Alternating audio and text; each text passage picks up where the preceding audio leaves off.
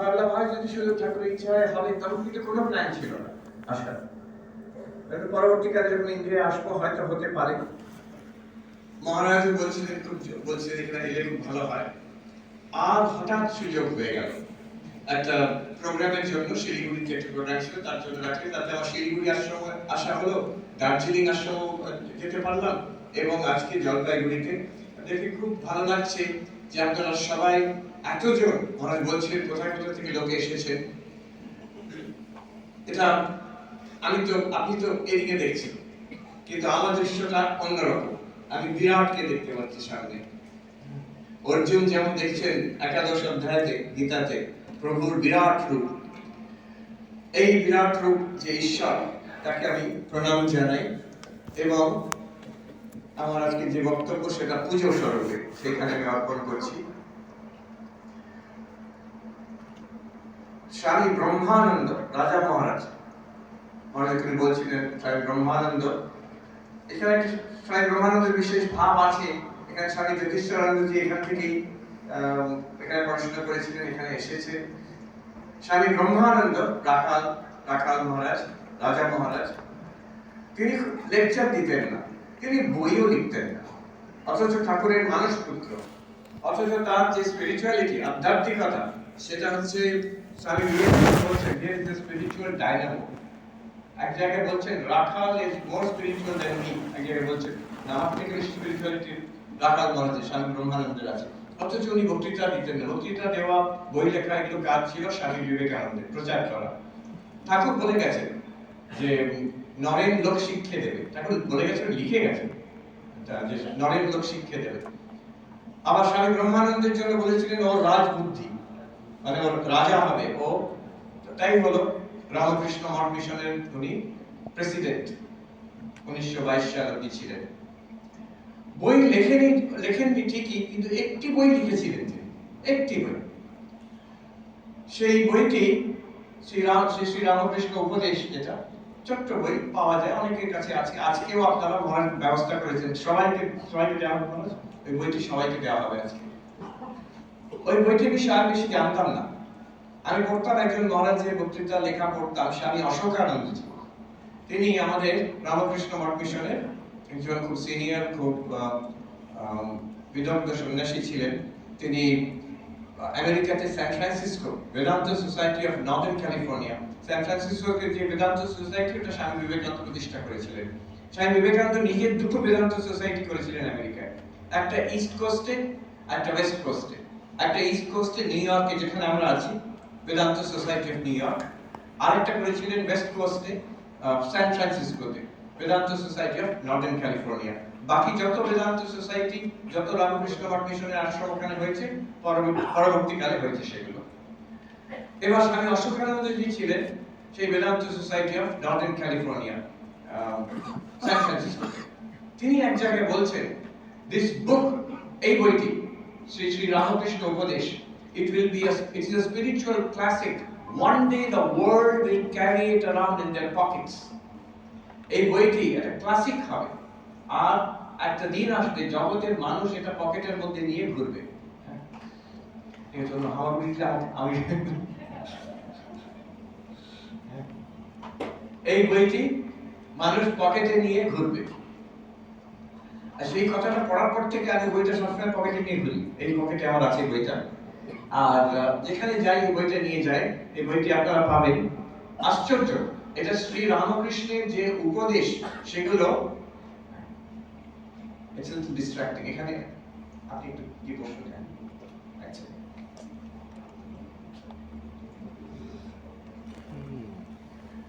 শ্রী রামকৃষ্ণের উপদেশ ঠাকুরের মানস পুত্র স্বয়ং স্বামী ব্রহ্মানন্দ সংকলন করে লিখেছেন।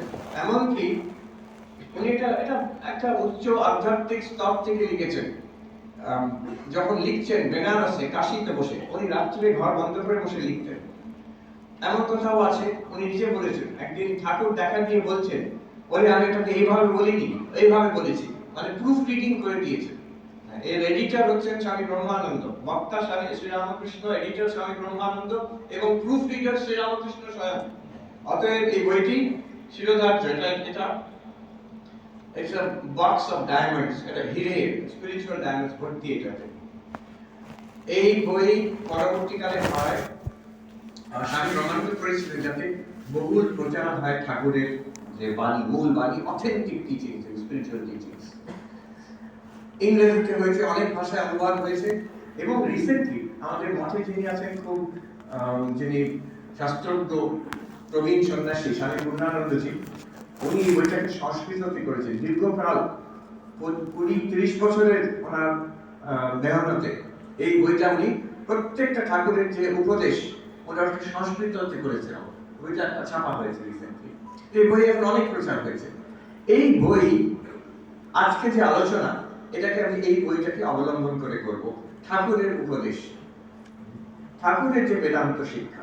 আর এই বইটা যদি খুলে দেখি আমরা, খুব সাদাসিধে ভাবে এখানে 1, 2, 3, 4 করে লেখা আছে, এক একটা কথা, কোনো ব্যাখ্যা নেই, কোনো ব্যাখ্যা নেই, শুধু ঠাকুরের মূল কথাগুলো আছে। লম্বা লম্বা লেকচার নেই, ব্যাখ্যা নেই, টিকা টিপ্পণী নেই, জাস্ট 1, 2, 3, 4 করে লেখা আছে। এই বইতে প্রথম যেটা নাম্বার ওয়ান ঠাকুরের শ্রী শ্রী রামকৃষ্ণের উপদেশ, শ্রী শ্রী রামকৃষ্ণ উপদেশ নাম্বার 1, সেটা আমি পাঠ করছি। দেখুন কি বলছেন ঠাকুর।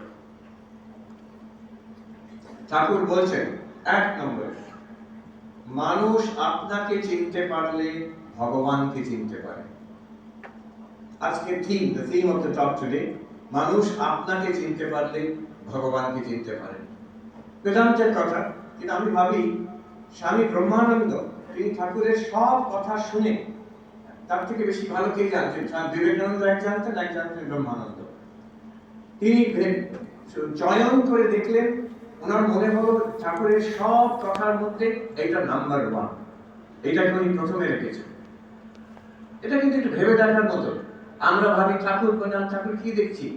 তিনি হচ্ছেন কালী, হচ্ছে আমার মা, আমি সন্তান, তিনি মা, আমি সন্তান। তিনি হচ্ছেন কালী ভক্ত, তিনি হচ্ছেন কৃষ্ণ ভক্ত, চৈতন্য মহাপ্রভুর মতন একজন। তিনি সর্বধর্ম সমন্বয় করছেন। তিনি কত কি বলে গেছেন, কত রকম উপাসনার বিধি দেখিয়ে গেছেন, কত রকম ইনস্ট্রাকশন দিয়ে গেছেন। কিন্তু এই কথাটা স্বামী ব্রহ্মানন্দ 1 নম্বরে রেখেছেন, মানুষ নিজেকে চিনতে পারলে ভগবানকে চিনতে পারে। মানুষ নিজেকে চিনতে পারলে ভগবানকে চিনতে পারে। এই নিজেকে চেনা এবং ভগবানকে চেনা, এটাই হচ্ছে আজকে আমাদের আলোচ্য বিষয়। বেদান্তকে আমরা পাই উপনিষদের কথা, তত্ত্বমসি। সমগ্র উপনিষদ এক কথায় নেমে আসে, তত্ত্বমসি, তুমি সেই। হে মানুষ, হে জীব, তুমি নিজেকে মানুষ ভেবেছো, জীব ভেবেছো, তুমি ভেবেছো তুমি মরণশীল, ঠিক নয়, তুমি ভ্রান্ত। তুমি আসলে ঈশ্বরের সঙ্গে এক। You are one with God, you are the absolute, তুমি সচ্চিদানন্দ ব্রহ্ম। এই নিজেকে চিনতে হবে। এই উপনিষদের কথা, এটাকে মহাবাক্য বলে। মহাবাক্য কি? যারা বেদান্তের রসিক তারা জানেন, মহাবাক্য হচ্ছে জীব ও ব্রহ্ম ঐক্য। আমরা জীব, নিজেকে জীব মনে করি, আর বইতে পড়ি ভগবান আছেন, ঈশ্বর আছেন, কিছু একটা আছে, এরকম ব্যাপার ধর্ম শেখায়, বেদান্ত গ্রন্থ শেখায়। এখানে কিন্তু বেদান্ত বলছে এই দুটো কিন্তু এক। যদি ঠিক আমরা সাধনা করি, ঠিক নিজেকে চিনতে পারি, we will realize our real nature is Brahman. Shankaracharya যেমন গান গাইছেন, চিদানন্দ রূপ শিবোহম। এটি হচ্ছে বেদান্তের মূল কথা, সেন্ট্রাল টিচিং অফ বেদান্ত। আর এই যে কোনো বাক্য এই দুটোকে এক দেখায়, জীব আর ব্রহ্মকে এক দেখায়, অখণ্ড দেখায়, অভেদ দেখায়, সেই বাক্যকে বলা হয় মহাবাক্য। অহম ব্রহ্মাস্মি, জীব আর ব্রহ্মকে এক দেখাচ্ছে, অহম ব্রহ্মাস্মি। তত্ত্বমসি, তুমি সেই, জীব আর ব্রহ্মকে এক দেখাচ্ছে, সেখানে একত্ব। প্রজ্ঞানম ব্রহ্ম, আমাদের মধ্যে এই যে চৈতন্য, এটাই হচ্ছে ব্রহ্ম, এখানে একত্ব দেখাচ্ছে। অয়ম আত্মা ব্রহ্ম, এই যে আত্মা, এই যে আমার যে self, this very self is the absolute, এখানে একত্ব দেখানো হচ্ছে। এবার দেখুন ঠাকুরের কথা, দেখুন এখানে ঠিক সেই মহাবাক্যের কথা বলা হয়েছে, মানুষ আপনাকে চিনতে পারলে ভগবানকে চিনতে পারে। তার মানে আমি কে আর ভগবান কি চিনতে পারলে, তাকে দুটোই এক। নিজেকে চিনতে পারলে ভগবানকে চেনা হয়ে গেল। এটা মহাবাক্য, according to the definition of মহাবাক্য, যে অখণ্ডার্থ বোধকম বাক্য। রসিক তারা জানেন যে অখণ্ড অর্থ, যে জীব আর ব্রহ্ম এক, এটা যে বাক্য দেখায় সেটাকে বলা হয় মহাবাক্য। এই তো মহাবাক্য, পরিষ্কার মহাবাক্য। ঠাকুরের শ্রী রামকৃষ্ণ উপদেশ আরম্ভ হচ্ছে মহাবাক্য দিয়ে। আপনাকে চিনতে পারি, নিজেকে চেনা, এটার মানে কি? এটা বললেই প্রথমে আমাদের মনে হয় আমি তো নিজেকে চিনি, এসব করে কি হবে? আমি তো জানি, এটা আমার আইডেন্টিটি কার্ডে লেখা আছে, এই তো আমার আধার কার্ডে, পাসপোর্টে লেখা আছে আমি কে, আমার বায়োডাটাতে লেখা আছে, প্যান কার্ডে লেখা আছে আমি কে। আমার বিষয় আমি তো জানি, আর কি জানার আছে? এইখানে বেদান্ত বলছে আমরা জানি না, তোমরা জানো না, তোমাদের মধ্যে কি লুকিয়ে আছে তোমরা জানো না। ঠাকুর বলছেন একটি ধোপা, সে কাপড় কাচতো আর পাথর দিয়ে কাপড় ঘষে ঘষে পরিষ্কার করতো নদীর ধারে। একদিন নদীর ধারে একটা হিরে খুঁজে পেয়েছে। গরিব মানুষ, সে জানে না হিরের ভ্যালুটা কি, জানে না ডায়মন্ড একটা কি, কখনো দেখেওনি, জানেও না। সে ভেবেছে একটা পাথর, একটা চকচকে পাথর, সেটা দিয়ে সে ময়লা কাপড় পরিষ্কার করতো। একদিন তার কৌতূহল হয়েছে, গেছে যে সবজিওয়ালা তার কাছে জিজ্ঞেস করতে, আচ্ছা তুমি তো জানো একটু বেশি আমার থেকে, এটা কি বলতো? ও বললো যে এটা তো বেশ একটা সুন্দর পাথর। ও অত বেশি জানে না, ভালো সুন্দর চকচকে পাথর, আমি 10 টাকা দেবো, তুমি আমাকে দিয়ে দাও। ভাগ্যিস বিক্রি করেনি। আরেকজনকে জিজ্ঞেস করলো, আরেকজনকে জিজ্ঞেস করলো, শেষ পর্যন্ত যখন জগদীর কাছে গেল, ডায়মন্ড মার্চেন্টের কাছে, তো সেই ডায়মন্ড মার্চেন্ট টোল্ড হিম, তাকে বললো যে দিস ইজ এটা একটা আশ্চর্যজনক, মোস্ট ভ্যালুয়েবল ডায়মন্ড, আমি দেখিনি কখনো, একটা হিরে, তোমাকে আমি 10 কোটি টাকা দেবো।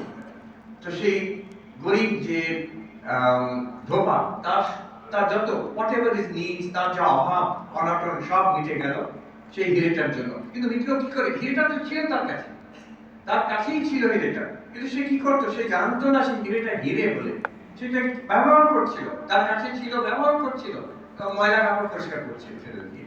এদিকে গরিব। আমাদের অবস্থা ঠিক তাই, we have that diamond, আমাদের সেই হিরেটা আছে, যেটা দ্বারা আমাদের সব রকম অভাব মিটে যাবে, এক্ষুনি মিটে যাবে। আমরা ঈশ্বর লাভ পর্যন্ত করতে পারবো এক্ষুনি, অনায়াসে। কিন্তু আমরা চিনতে পারিনি সেই হিরেটাকে। সেই হিরেটা আমরা ব্যবহার করছি এখন। কি করে ব্যবহার করছি? এই যে দেখছি, এই যে শুনছি, এই যে কথা বলছি, এই যে চিন্তা করছি, যে স্বাভাবিক আমাদের যে জীবন, এটা কিসের জন্য সম্ভব? উপনিষদের যে শিষ্য জিজ্ঞেস করছেন একে, গুরুকে, কেনেশিতম বদতি প্রেষিতম মনঃ কেন প্রাণ প্রথম প্রীতি যুক্তঃ কেনেশিতাম বাচমিমাম বদন্তি চক্ষু শ্রোত্র গৌদেব যুনক্তি। হে গুরুদেব, সংস্কৃত ভাষায় বলা হচ্ছে, কিন্তু যদি ট্রান্সলেট করি, অতি সাধারণ প্রশ্ন। হে গুরুদেব, এই যে আমি দেখছি, এটা কি করে হচ্ছে? এই যে আমি শুনছি, এটা কি করে হচ্ছে? এই যে আমি চিন্তাগুলো মনের মধ্যে হচ্ছে, এটা কি করে হচ্ছে?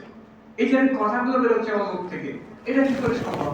এই যে আমার জীবনের সমগ্র যে অনুভব হচ্ছে, এই যে যা অনুভব হচ্ছে জীবনে, ভালো মন্দ সব, এই অনুভবের, এই সব অনুভবের পেছনে কাউদেবায়ুনাক্তি, কোন এক দেবতা, কোন প্রকাশমান, কোন জ্যোতিষ স্বরূপ একজন আছে, তাকে বলুন।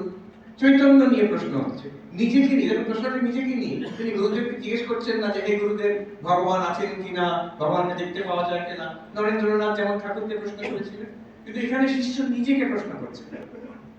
ঠাকুর বলছেন এই যে নরেন প্রশ্ন করছে ঈশ্বরকে দেখা যায় কিনা, আর উপনিষদের যে শিষ্য প্রশ্ন করছে যে আমি কি, আমার যে অনুভব হচ্ছে এটা রহস্য কি, দুটো প্রশ্ন একই প্রশ্ন।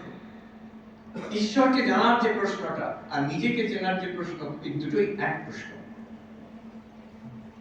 আজকে যে আমি এখানে এসেছি, আমার এই সুযোগ হয়েছে আসার জন্য নর্থ বেঙ্গলে, এর পেছনে কিন্তু এই অ্যাপোলো হসপিটাল আছে, তাদের একটা বড় ভূমিকা।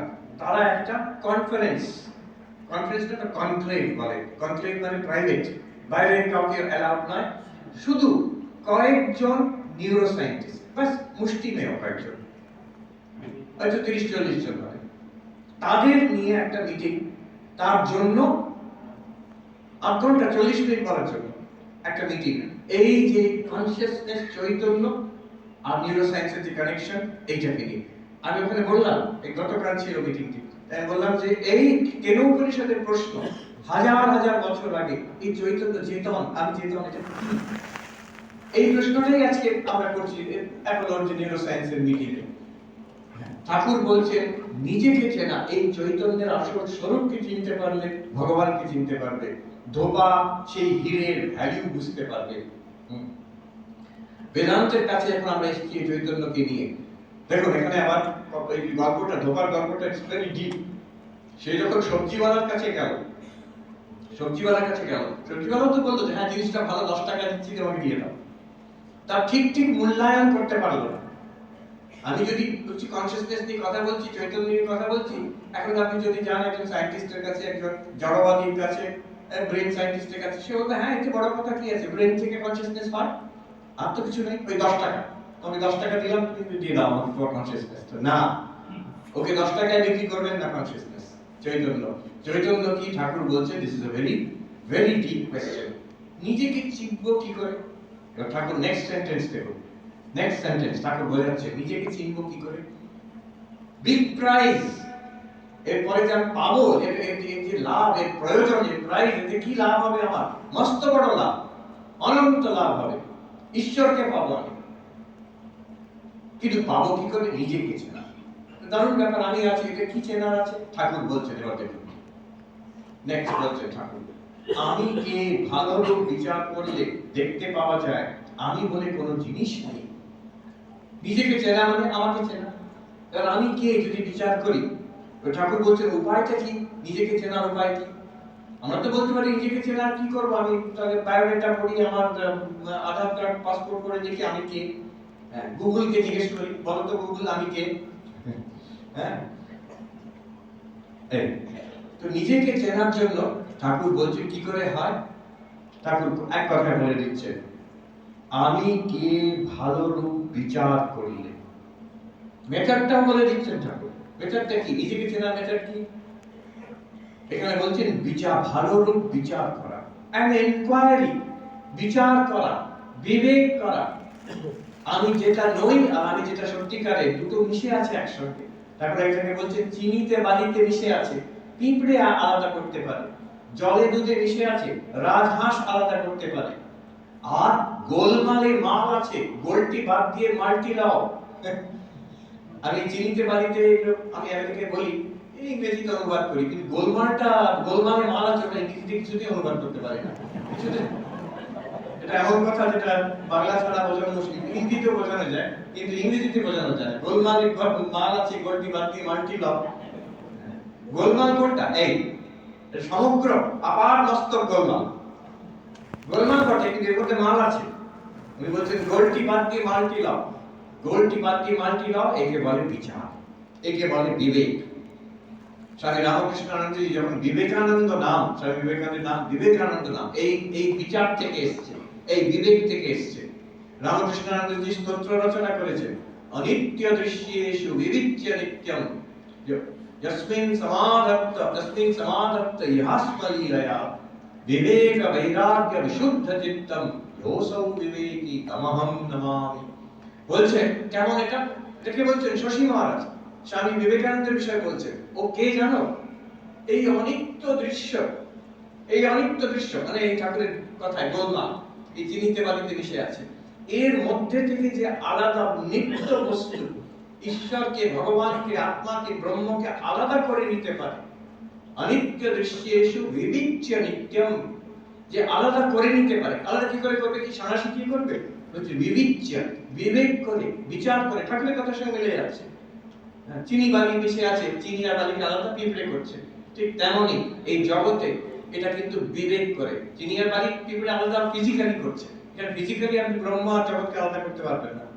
যে আলাদা করতে পারে, শুধু করতে পারে নয়, শুধু বিবেক করতে পারে না, শুধু বিচার করতে পারে না, শুধু ফিলোসফি নয়, তস্মিন সমাধত্ত, সেখানে সমাধিস্থ হতে পারে। এখানে বেদান্তের কথা থেকে যোগের কথায় চলে গেলে সে নির্বিকল্প সমাধিতে ডুবে যেতে পারে। আর কি করে পারে? ইহাস বা লীলায়, বলছেন লীলার মতো, লীলার ছলে। আমাদের একটু ধ্যান 1 মিনিটও হয় না চেষ্টা করে করে।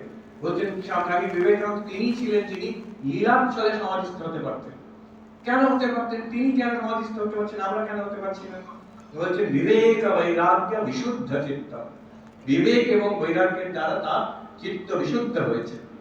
সেই বিবেকানন্দকে আমি, সেই বিবেকীকে, সেই বিবেকানন্দকে আমি প্রণাম করি। ইয়োসো বিবেকী, এমন যিনি বিবেকী, তামাহম নামামি, তাকে আমি প্রণাম করি। কি সুন্দর একটা শ্লোকে শ্রীমৎ সমগ্র সাধন জীবনের কথা, চূড়ান্ত কথা বলি, বেদান্তের কথা, যোগের কথা, সমাধির কথা, সাধন চতুষ্টের কথা, চিত্তশুদ্ধির কথা সমগ্র বলে দিয়েছেন। প্রণামামি বিবেকী, প্রণাম করে ভক্তির কথাও বলে দিয়েছেন সেখানে। ঠাকুর তাই বলছেন, আমি কে ভালো রূপ বিচার করলে। তারপরে একটা ভয়ঙ্কর কথা বললেন, আমি বিচার করলে কি পাওয়া যাবে? কিন্তু বলেছেন ভগবানকে পাওয়া যাবে। উনি বলছেন না, কিচ্ছু পাবে না। বলছেন আমি কি বলে কোনো জিনিস নেই, দেখবে। Very surprising. তারপরে উনি বলছেন কি করে বিচার করবে? হাত, পা, রক্ত, মাংস ইত্যাদি, এর মধ্যে কোনটা আমি? যেমন পেঁয়াজের খোসা ছাড়াতে ছাড়াতে কেবল খোসাই বেরোয়, সার কিছু থাকে না, সেই রূপ বিচার করলে আমি বলে কিছুই পাইনি। এটা আমরা দেখি প্রথম। এই হচ্ছে একদম উপনিষদের বিচারের পন্থা। অনেকগুলো উপনিষদে এই কথা আছে। আমি একটা প্রকরণ ধরে আমি এগোচ্ছি, একটা মেথড, প্রক্রিয়া ধরে এগোচ্ছি। এটা কেমন আমরা বিচার করে নিজেই দেখব। বেদান্ত জানেন বিচার ব্যাপারটা, অনেকে যখন বলে বিচার বিবেক, অনেকে ভাবে এগুলো হচ্ছে থিওরিটিক্যাল, দর্শন, ভালো কথা, বুদ্ধির খেলা, কিন্তু এটার সঙ্গে জীবনের সঙ্গে ডাইরেক্ট কানেকশন কিছু নেই। হ্যাঁ, এর সঙ্গে আমাদের অধ্যাত্ম জীবনের শেষ পর্যন্ত কি কানেকশন, কতগুলো পুঁথিগত কথা, তা নয়। This is the direct path. যদি বেদান্ত ঠিক ঠিক ধরা যায়, তখন আমরা বুঝতে পারবো অন্য সব পথ দিয়ে যা চেষ্টা করছি, ভক্তি দিয়ে, সেবা দিয়ে, ধ্যান দিয়ে যা চেষ্টা করছি, এমনকি সমাধি দিয়ে যা, ধ্যান দিয়ে সমাধি দিয়ে যা চেষ্টা করছি, this is the direct path, একদম সোজা পথ। কিন্তু ঠিক ঠিক বুঝতে হবে, ঠিক ঠিক প্রয়োগ করতে হবে। ঠিক ঠিক প্রয়োগ না করলে কি হবে? এটা একটা ইন্টেলেকচুয়াল ব্যাপার হয়ে থেকে যাবে। ঠিক ঠিক প্রয়োগটা কেমন? আর একটা রহস্য আছে, সিক্রেট আছে। সিক্রেটটা কেমন? একজন সাধু বলেছিলেন যে জানো বেদান্ত কিভাবে প্রয়োগ করতে হয়? যেমন একটা শিশুকে যদি জিজ্ঞেস করা হয় নাক কি, নাক কি, শিশু কি করবে?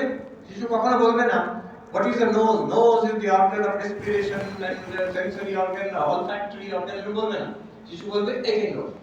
বাচ্চা কি বলে? এই নাক, নাক এইটা। বেদান্ত এইভাবে করতে হবে। বেদান্ত যখন বলছে শরীর, তখন কল্পনা করবেন আচ্ছা অন্নময় আত্মা, অন্নময় কোষ, এরকম কল্পনা না করে এই হচ্ছে শরীর। একদম নাক যেমন হচ্ছে এই শরীর। যখন প্রাণ বেদান্ত বলছে, তখন এইভাবে ভাবতে হবে, এই তো প্রাণ। এইভাবে বিচার করতে হবে, আমরা করব একদম শিশুর মতো, ডাইরেক্টলি পয়েন্টিং আউট। সত্যতেই হতে হবে, স্টেপ বাই স্টেপ। কোনো no step should it become theoretical. যদি থিওরিটিক্যাল হয়ে যায় মন্দ না, কিন্তু মন্দের ভালো, একটা জিনিস বুঝলাম, ওই উঠে দাঁড়াবে। যদি step by step in reality এগোই, প্রত্যেকটা জায়গায় আমি জিজ্ঞেস করবো এটা কি থিওরি না রিয়েল। যদি প্রত্যেক স্টেপে বলতে পারি রিয়েল, স্টেপ বাই স্টেপ, শেষ পর্যন্ত ব্রহ্মজ্ঞান, স্ট্রেট হবে ব্রহ্মজ্ঞান হয়ে যাবে। সেখানেও বলবো আহম ব্রহ্মাস্মি, হ্যাঁ এবার বুঝেছি, রিয়েল।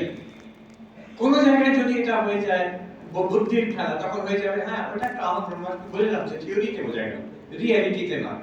একবার আমি এই বক্তৃতা একটা দিচ্ছি তো নরেন্দ্রপুর রামকৃষ্ণ মিশনে, বছর দুয়েক আগে, যখন এইসব কথা বলছি, প্রশ্ন উত্তরে একজন মহিলা, তিনি উত্তেজিত হয়ে, আগে রেগে টেনে এসছে, উত্তেজিত হয়ে টেনে এসে বলছে প্রথমে এসব কথাগুলো তো ভালো, কিন্তু সব থিওরিটিক্যাল কথা। আমি বললাম ম্যাডাম এটা কোনো এর মধ্যে একটাও থিওরিটিক্যাল কথা নেই। এই যে শরীর, এটা থিওরি না রিয়েল? হ্যাঁ এটা তো রিয়েল। শ্বাস প্রশ্বাস চলছে, এখন দেখুন এটা রিয়েল না থিওরি? যদি থিওরি হয় তাহলে মরে যাবে, শ্বাস প্রশ্বাস চলছে তো রিয়েল হতে হবে। আচ্ছা মনের মধ্যে চিন্তা চলছে, এটা রিয়েল না থিওরি? রিয়েল। প্রত্যেকটা রিয়েল, কোনো জায়গায় কোনো থিওরি নয়। ওইভাবে এগোতে হবে না। এই আমার মনে পড়ে আমাদের প্রবীণ সন্ন্যাসী ছিলেন সর্বগতানন্দজি, উনি আমাদের ছিলেন বস্টন বেদান্ত সোসাইটিতে, শরীর চলে গেছে, খুব সিনিয়র সাধু ছিলেন। তো তিনি যখন সারগাছি রামকৃষ্ণ মিশনে গেছেন, অখণ্ডানন্দজির চারা, আমি অখণ্ডানন্দজির কাছে গেছেন সারগাছি রামকৃষ্ণ মিশনে, উনি ব্রহ্মচারী অবস্থায়, উনি দক্ষিণ ভারতীয়, আর ওখানে সব বাংলা ভাষায় সবাই কথা বলে, সারগাছি মুর্শিদাবাদে, তো উনি বাংলা শিখবেন। এবার ওখানে অনাথালয়, বাচ্চারা, ছোট ছোট শিশুরা আছে, শিশুরা যা, বাচ্চারা যা হয়, দুষ্টু ছোট ছোট ছেলে, দুষ্টু ছেলে, ওদের দায়িত্ব দেওয়া আছে মহারাজকে তোমরা বাংলা শেখাবে। ওরা ওদের খুব আনন্দ, ওরা বলছে মহারাজ বলুন যে এই হলো, এটাকে বলুন কান, মহারাজ বলছেন এটা কান, এই নাক, এটা নাক। পরে বুঝলেন যে একদম উল্টো শিখিয়েছিলাম, দুষ্টুমি। উনি বলতেন না, হাসতেন, এটা সর্বগত আনন্দ ছিল। ওইটা আমরা এখন we will plunge into that। এই যে ঠাকুর বলছেন ভালো করে বিচার করলে, ভালো করে বিচারটা কি, কেমন, এখন দেখবো।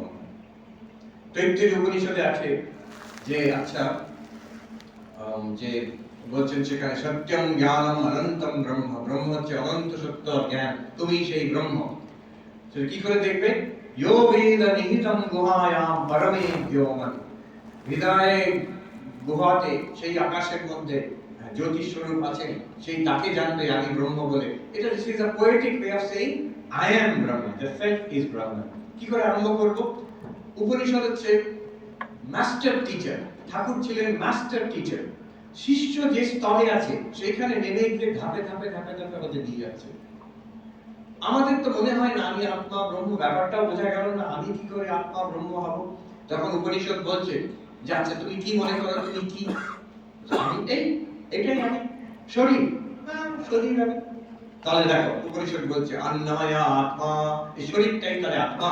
হ্যাঁ, বুঝে যাচ্ছে, আমি বুঝতে পারছি শরীরটা আমি। কিন্তু উপনিষদ বলছে একটু ভালো করে বিচার, ঠাকুরের ভাষায় ভালো করে বিচার করে দেখো, শরীরটা তো পাল্টে পাল্টে যাচ্ছে। জন্মের সময় এইটুকু ছিল, তারপরে একটু বড় হলো, শিশু হলো, তারপরে যুবক যুবতী হলো, তারপরে সে মধ্য বয়স মিডল এজ হলো, তারপরে বৃদ্ধ হলো। শরীরটা তো ক্রমাগত পাল্টে যাচ্ছে, তাতে কি হলো? কিন্তু আমি তো বলছি আমি তো সেই সেই শিশুটা আমি, সেই বাচ্চাটা আমি ছিলাম, এখন যে ইয়াং পারসন আমি, কিংবা এই মিডল এজ পারসন আমি এক থেকে যাচ্ছে, আর শরীরটা পাল্টে পাল্টে পাল্টে পাল্টে যাচ্ছে। তাহলে যেটা পাল্টে পাল্টে পাল্টে পাল্টে যাচ্ছে আর যেটা এক থেকে যাচ্ছে, সেটা কি করে এক হবে? ভাবুন, আমি যদি এক জায়গায় দাঁড়িয়ে থাকি আর একটি বাচ্চা শিশু সে গনগন করে ছুটছে, তাকে যদি আমি ধরে ফেলি, হয় সে আমার টেনে নিয়ে যাবে, তাহলে সে থেমে যাবে। আমি অপরিবর্তনশীল, শরীর পরিবর্তনশীল। আমি যদি বলি আমি শরীর, তাহলে আমি কোনটা হব? পরিবর্তনশীল না অপরিবর্তনশীল? শরীর তো পাল্টে পাল্টে যাচ্ছে। যেটা সারাক্ষণ পাল্টাচ্ছে আর যেটা কখনো পাল্টায় না, সে দুটো এক হতে পারে না। আরো বিচার করে দেখি, শরীরটা হচ্ছে দৃশ্য। দৃশ্য মানে শরীরটাকে আমরা দেখতে পাচ্ছি। যে জিনিসটা আমরা দেখতে পারি, দ্রষ্টা আমি তার থেকে আলাদা। দেখুন, আমি এই ঘড়িটা দেখতে পাচ্ছি, এটা দৃশ্য। আর চোখ দেখছে, চোখটা কিন্তু ঘড়ির থেকে আলাদা। এমনকি একটাই জিনিস আছে যেটা চোখ দেখতে পারে না, সে নিজেকে দেখতে পারে না। যাই দেখতে পারে সেটা আলাদা। আর কেউ বলবে মহারাজ আপনি আয়নাতে দেখুন, নিজের চোখ দেখতে পারবেন, সেটা হচ্ছে চোখের রিফ্লেকশন।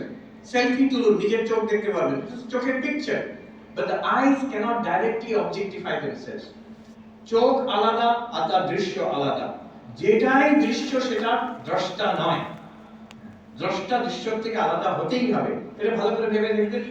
এটা দর্শনের ব্যাপার, দ্রষ্টা দৃশ্য আলাদা, সাবজেক্ট অবজেক্ট আলাদা হতে হবে।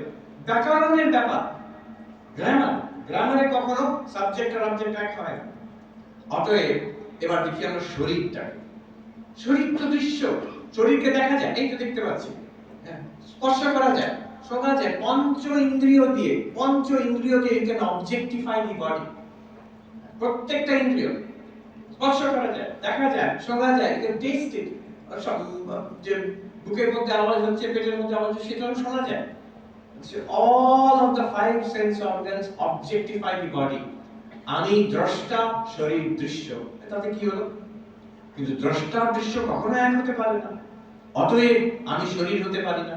যেহেতু শরীর দৃশ্য, আমি দ্রষ্টা, তাহলে আমি শরীর নয়। আবার আরেকটা বিচার করে দেখুন, তিনটের বিচার দিচ্ছি, 8-9টা আছে মোটামুটি এরকম বিচার। তৃতীয় বিচারটা দেখুন, আমি চেতন, শরীরটা জড়। চেতন জড় বিভাগটা কেমন? আমরা যা অনুভব করতে পারি, এটা দার্শনিক বিভাগ, যা অনুভব করতে পারি সেটা জড়, আর যে অনুভব করছে সে চেতন। অনিদম চৈতন্যম। ইদম মানে যেটাকে আমি এই বলে আমি ইঙ্গিত করতে পারি, এই বোতলটা, এই পোডিয়ামটা, এই শার্ট, এই শরীর। শরীরটাকে আমি বলতে পারি এই ইদম। আর চৈতন্য কি? অনিদম, যেটাকে কখনো আমরা এই বলে বলতে পারবো না, কিন্তু আছে সে। Whatever is this is presented as a this to consciousness। আমি চৈতন্য, আমার কাছে অবজেক্ট রূপে যা আসছে সেটা হচ্ছে জড়। চেতন আর জড়ের এই বিভাগ, যা অনুভব করা যায়, যা অনুভবের মধ্যে আসে, that which comes within experience, that is জড়। আর যেটা অনুভব করে সেটা চেতন। ডেফিনিশন। এবার দেখুন শরীরটা জড় না চেতন। আমি সাধারণত ভাবি এই জামাটা হচ্ছে জড়, কিন্তু এই শরীরটা চেতন। আমি তো চেতন অনুভব করছি নিজেকে, কিন্তু শরীরটা যেহেতু আমি অনুভব করতে পারছি, আমি চেতন আর শরীরটা জড়।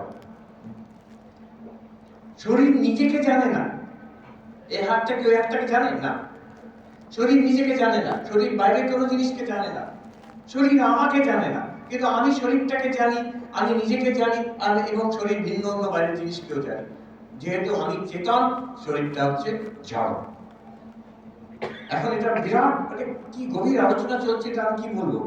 পৃথিবীর সব জায়গা থেকে, বিভিন্ন জায়গা থেকে ডাক পড়ছে যে এই বেদান্তের চেতন আর জড়ের বিভাগটা একটু বোঝান তো আমাদের। কেন? এটা এআই এর জন্য, আর্টিফিশিয়াল ইন্টেলিজেন্সের জন্য। এখন এমন আমরা আবিষ্কার করে ফেলেছি আর্টিফিশিয়াল ইন্টেলিজেন্স, কম্পিউটারের মধ্যে এখন দেখতে পাচ্ছি আর্টিফিশিয়াল ইন্টেলিজেন্স, যেটা আমাদের মনের যা ফাংশন, হিউম্যান মাইন্ড, আমাদের মনের যা ফাংশন, আমাদের বুদ্ধির যা ফাংশন, সেটাকে অনুকরণ করে যাচ্ছে। আর্টিফিশিয়াল ইন্টেলিজেন্স মানে কি? আর্টিফিশিয়াল বুদ্ধি, কৃত্রিম বুদ্ধি একটা। তাহলে মানুষ, আমরা নিজেকে যা মনে করি যে unique nature of human beings, কিন্তু মেশিন করে দিচ্ছে। তাহলে এই যন্ত্র আর্টিফিশিয়াল ইন্টেলিজেন্স আর আমার মধ্যে কি তফাৎ রয়ে গেল? আমাকে একটা ইউনিভার্সিটিতে ডেমনস্ট্রেট করলো সর্বপ্রিয়ানন্দ এআই। যেটা করেছে কি, সমগ্র যা বক্তৃতা আছে ইউটিউবে সব 1000 আওয়ার্স অফ লেকচার ইউটিউবে সব ঢেলে দিয়েছে ওই এআই এর মধ্যে, এবং তার তো অ্যাক্সেস আছে কোথায়, টু দ্য এন্টায়ার ইন্টারনেট। বলছে এবার কি কোনো বেদান্তের প্রশ্ন করো। আমি কঠিন একটা প্রশ্ন করলাম, ভালো জবাব দিল। তো জবাব ভালো দিল না, আমি কাটতেও পারবো না জবাবটা, কারণ ও দেখিয়ে দেবে, মহারাজ আপনি এই কথাটা বলেছিলেন এই লেকচারে এই সময় দেখিয়ে দেবে, আপনি তো বলছেন, আপনার লেকচার থেকে আমি কোট করছি। এখন এটার সঙ্গে আমার তফাৎ হয়ে গেল কোথায়? একটা তফাৎ, সেই এআই ওয়ান ডিস্টিংগুইশিং ফ্যাক্ট, সেই এআই কোনো অনুভব নেই ভিতরে, যন্ত্র মাত্র সেটা। ঠিক হিউম্যান ইন্টেলেক্টের মতন কাজ করছে। আমাকে স্যাক্রামেন্টো মহারাজ কিশোর জ্ঞানানন্দজি বললেন আপনাকে যেমন একটা জিনিস দেখাবো। স্যান ফ্রান্সিসকোতে নিয়ে গেলেন, এই অশোকানজি যেখানে ছিলেন, সেখানে গাড়ি ড্রাইভারলেস কার, ট্যাক্সি ডাকলেন, মোবাইলে যেমন এরকম উবার আর ওলা এসব আসে, গাড়ি সেখানে কোনো ড্রাইভার নেই। বলে আপনি বসুন, সামনে বসুন, আর আমি পেছনে, উনি একজন ভক্ত পেছনে বসলেন। বসার সঙ্গে সঙ্গে গাড়ির মধ্যে গান আরম্ভ হয়ে গেল, অরূপ সায়রের লীলা লহরী, আগে থেকে প্রোগ্রামিং করা আছে। আচ্ছা, এবার গাড়ি চললো কিছুক্ষণ সান ফ্রান্সিসকো শহরে, যেখানে যেতে চেয়েছে ওখানে নামিয়ে দিল, কোনো ড্রাইভার নেই, সুন্দর চালালো, এত সুন্দর, আমি সামনে বসে দেখছি, সুন্দর চালালো। তারপর নামার পরে মহারাজ বললেন এবার আমি চ্যাট জিপিটিকে বলবো একটা কবিতা রচনা করো। দুজন সন্ন্যাসী তারা একটা ড্রাইভারলেস কারে বসে সান ফ্রান্সিসকোতে ঘুরে গেলেন। কি সুন্দর, 1 সেকেন্ডের লম্বা কবিতা রচনা করে দিল, আমাদের নাম দিয়েছিলেন সেখানে। সেই কবিতার মধ্যে বেদান্তের তত্ত্ব, চ্যাট জিপিটি বলছে একই মায়া, মায়া শব্দ ব্যবহার করে, একই মায়া, দুজন সন্ন্যাসী ভ্রমণ করছেন, যে একটা রথ, তার রথই নেই, এইভাবে চ্যারিয়ট উইদাউট আ চ্যারিয়টিয়ার, এরকম কি সুন্দর কবিতা করে দিল। আমি বললাম কি যুগেই না আমরা বাস করছি, driver, car without driver, poem without poet. কবি নেই কিন্তু কবিতা আছে, ড্রাইভার নেই, ড্রাইভার সাহেব নেই কিন্তু গাড়ি চলছে। তাহলে সেটার সঙ্গে আমার কি হলো তফাৎ? তফাৎটা হচ্ছে এই একটা বিশাল তফাৎ আছে। What is our uniqueness? Our uniqueness is আমি চেতন অনুভব করতে পারছি, সে চেতন নয়। সব বুদ্ধির কাজ করেও সে চেতন, কোনো অনুভব নেই, নো এক্সপিরিয়েন্স।